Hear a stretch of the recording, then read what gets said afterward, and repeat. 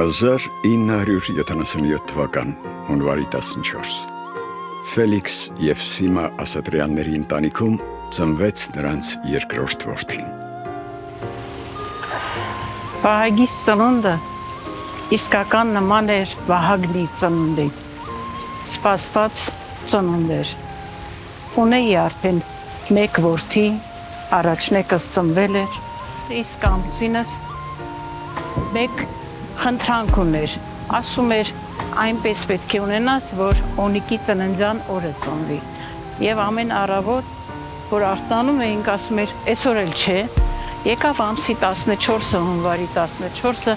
էլի արթնացավ, ասեց, մնաց 4 օր, ասեցի, չմնաց ոչ մի օր, Ֆելիքս, այսօր ինձ կտանես հիվանդանոց։ Հայաստանի Քասախ գյուղում ծնվեց փոքրիկ Վահագնը, որ իր անվանը տեր կանգնելով քաջության ու հաղթանակի ևս մի փառահեղ էջ ավելացրեց հայ ժողովրդի հերոսական պատմության մեջ։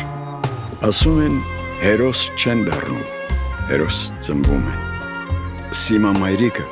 դեռ հետո պետք է կոչվեր հերոսացին մայր։ Իսկ մինչ այդ տակավին երիտասարդ մայրը ամուսնու մահից հետո պետք է մեծացներ իր 2 առուզավակներին։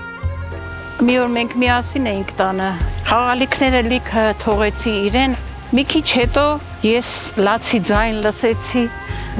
փրշտոց, հազ և այլն։ Երբ որ մտա,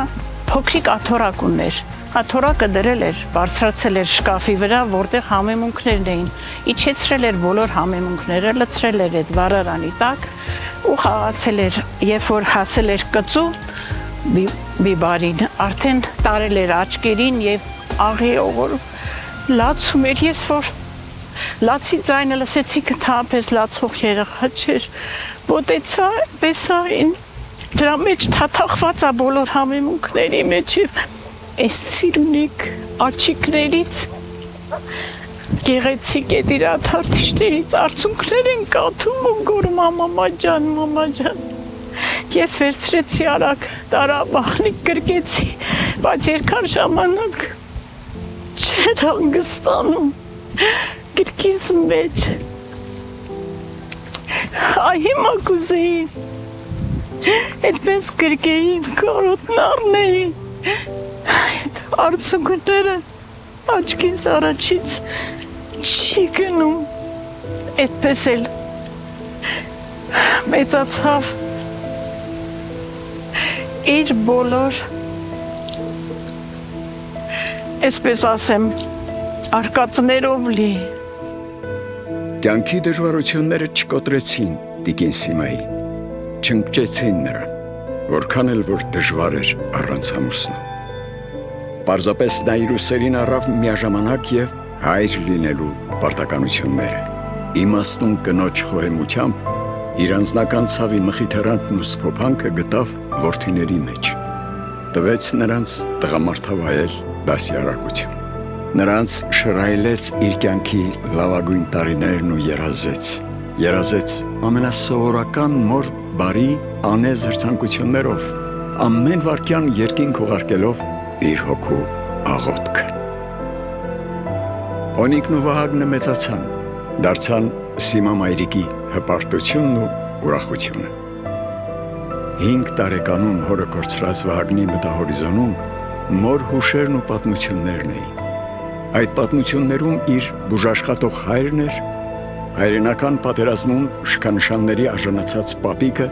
Արևմտյան Հայաստանից գաղթած մեծ պապն ու նրա հոգեմաշ պատմությունները։ Տպավորված մեծ պապերի խիզախությամբ, իր մանկական խաղերում նա ոչ պակաս արիությամբ խաղալիք զենքով կռիվ տվեց երևակայական թշնամու հետ։ Ոչնչացնելով մեկ գերմանացու, մեկ թուրքի, Վահագնը մեծացավ իր ընտանիքի, իր տոհմի տղամարդկանց պատմությունները սրտում ամբարած, իսկական տղամարդու կերպարը ուրվագծած։ Նա օրինակելի էր դպրոցում, օժտված էր սպորտային ու երաժշտական ունակություններով։ Բնավորությամբ աշխուժ էր, համարձակ։ Որոշեց, որ ինքը պետք է գնա ջութակի, երբ որ ես ասեցի բալաս, թող մնա այս տարի, եկող տարի գնա, այս տարի դպրոցն է, եկող տարի գնաս ջութակի, եկել ինքն իրուն մոտեցել էր դպրոցի տնօրենին, երաժշտական դպրոցի, ասել էր ուզում ենք, որ մենք ուզում եմ անպայման գամ ջութակի, ասել էր գնա գործեր այդ բել բալեց։ Գնացել էր ինքը առաջի դասանի ուսուցչուհուն, որպեսզի ես չիմանամ, քանի որ մերժել էի, ուսուցչուհուց վերցրել էր գործերը, թե մաման ասում է իմ գործերը տուր, հետո ինքը էլի կբերի կտա։ Այդպես տարել տվել էր եւ քննություն տվել, ընդունվել։ Այդպես ընդունվեց ջութակի բաժին, շատ լավ սովորում էր, ուներ լավ դասատու, որն իրան շատ էր սիրում եւ ընկեր Աստղիկի հետ վարվում էր ոնց որ կվարվեր, ասենք տանը, կարող այդ օրը սեմուշկա կամ կանֆետ վերցներ գնար, ընկեր Աստղիկին տար, որ դա էլ իր գրպանից էր հանում, այդպես եւ բարապում էին եւ նաեւ օգտվում էին քաղցրավենիքից կամ մյուս բաներից։ Անմիջական էր, նպատակասլաց էր, ինչ որ որոշում էր, ինքը պետք է կատարեր, կապ չունի, ես դա ուզում եմ, թե չեմ ուզում։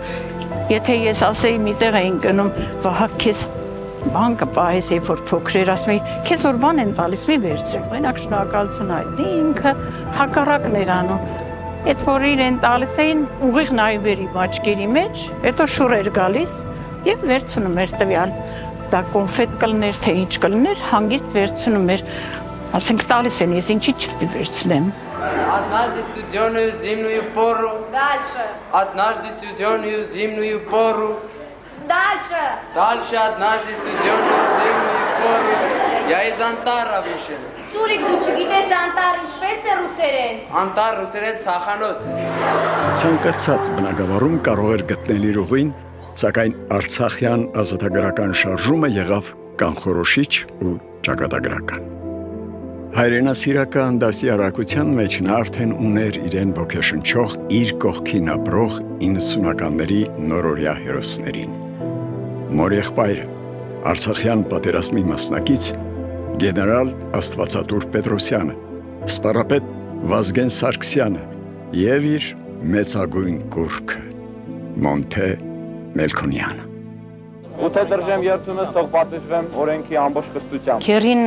գեներալ Աստվածատուր Պետրոսյանն էր բոլորին հայտնի բանակաշինության հիմնադիրներից մեկը։ Այդ ժամանակ շատ էր խոսում կադրային զինվորականների մասին, որ մենք ինքներս պետք է աճացնենք, որ պետք է մենք հզոր բանակ ունենանք։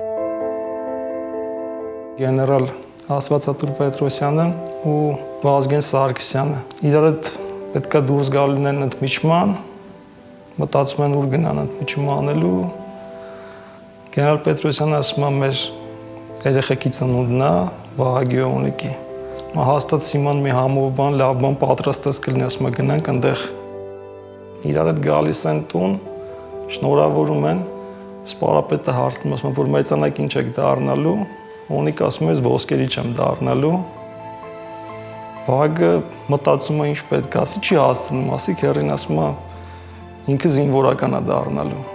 Սպառապետը ասում է լավ, վաղը ձեր նվերները կստանաք։ Հաջորդ օրը Օնիկին մի հատ գիրք ոսկերչության մասին, Վահագին AK-74 ավտոմատ։ Երբ եկավ վիդեական արդեն շարժումը, երբ արդեն անկախացել էինք, ինքը շատ բան էր հասկանում, դեռ դպրոց էր գնում, բայց ամեն ինչ հասկանում էր, քանի որ եղբայրս այդ շարժման մեջ էր, արձի մահապարտները կային եւ մի օր մեր հաղթանակից հետո եղբայրս որոշեց, որ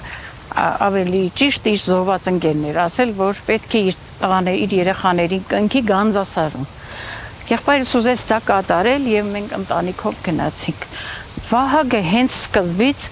նստեց ֆիդայինների մեքենան, հատուկ մեքենա էր։ Միշտ իրենց հետ էր լսում բոլոր պատմությունները, անցած ճանապարհը եւ երևի այդ բոլորը տեսնելուց այդ հաղթանակացնա այդպես որոշեց, որ ինքը իրենց պետք է պաշտպանի իր հայրենիքը։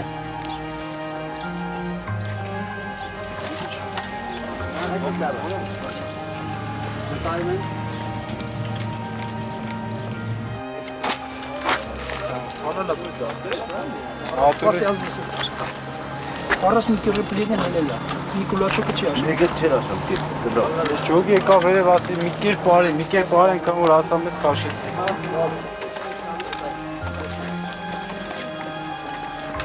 Սիմա։ Եկեք, արեք։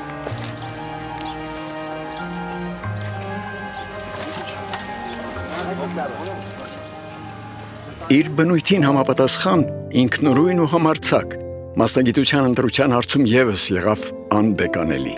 Ընտրվեց թերևս ամենավտանգավորը, բայց եւ ամենավեհը։ Անդամագրվեց հայրենիքի պաշտպանության սրբազան գործին, անցավ հմուտ զինվորական դառնալու բոլոր փուլերը եւ կյանքն այլևս նրա համար դադարեց լինել տղայական կռիվ խաղը։